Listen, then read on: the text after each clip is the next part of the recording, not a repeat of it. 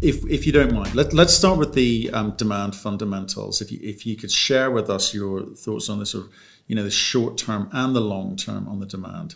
Yeah, sure, man. Look, the demand picture in the long term, and long term in our language is about 3 to 5 years, is intact. In other words, it's still as strong as before COVID. If we put this in numbers, we're talking about on average about 1 million tons of lithium demand by 2025. This again average estimate, average forecast by various analysts.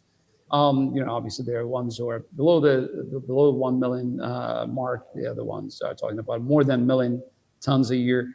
But I would say 1 million tons by 2025 is probably a safe number if we look at all the developments and all the incentives, subsidies, et cetera, that we're going to talk about momentarily.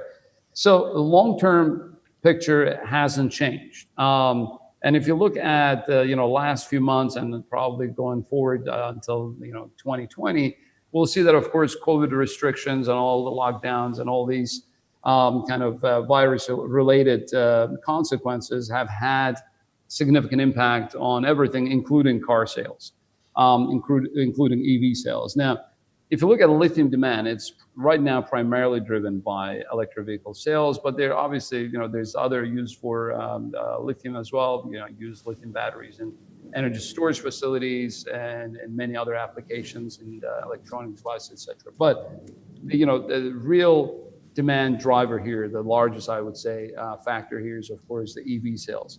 And the EV sales in the last, all car sales, I should say, in the last few months have fallen dramatically in some countries by 70-80% for obvious reasons. People cannot go out. And even if they can, they're not going to rush out and buy cars in the middle of this mayhem. Having said that, if you look at the most recent data in West European countries, in North America, in China, and in Japan, I'm talking about basically post COVID restriction relaxation period. This is basically, I would say, June, July sales data. You will see that EV sales have picked up dramatically. In some cases, they're actually even higher than the same period last year. So they're up by 70-80% year on year, which is incredible considering all these restrictions, all these issues that we've been facing in the economy at large. So that is a very good sign of things to come. That tells us that as soon as the economies worldwide open up, as soon as the life goes back to quasi-normal, at least, the only sales, in the car sales, I say, among the different car types that will take off will be EV sales. In other words, that will be the trend that had been in place before COVID restrictions were put in place, but it looks like it will resume as soon as those restrictions are lifted. I think that's a very important factor here, the very important issue, because that is what everything else is predicated upon. How the EV sales will actually go on, how the sales will perform going forward, especially in the next few years. Now, on the demand side, I also want to talk, before we come to supply, that on the demand side, it's also very important to look at infrastructure, availability of infrastructure and the cost of that infrastructure and so forth.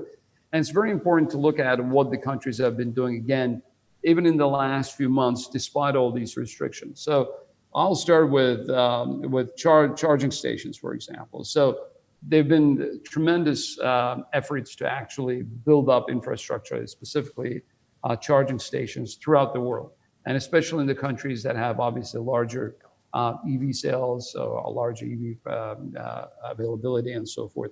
So if you look at China, the Chinese government announced that in the next couple of years, they're going to be installing 78,000 new charging stations throughout the country. Some of them will be actually supercharging stations and so forth.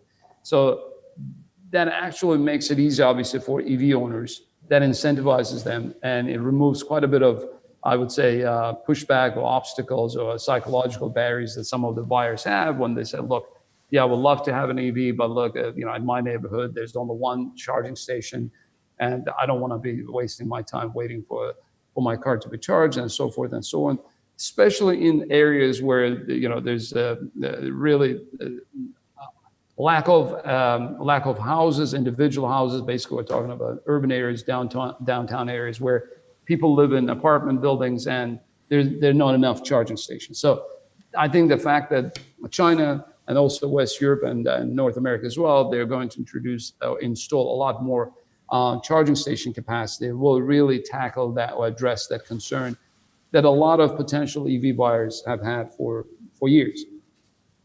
So that is, I think, very important. The other thing is, again, I'm talking about all of these are recent news. I'm not talking about it, last year or even early this year. In the last couple of months, we've also seen significant announcements coming on the subsidy side.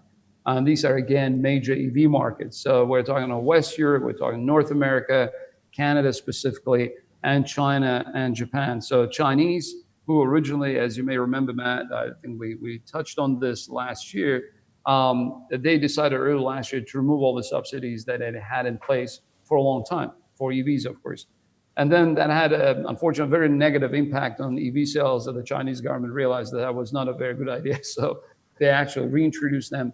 And now this month, I think last month in July, they announced that they're going to extend it until 2022.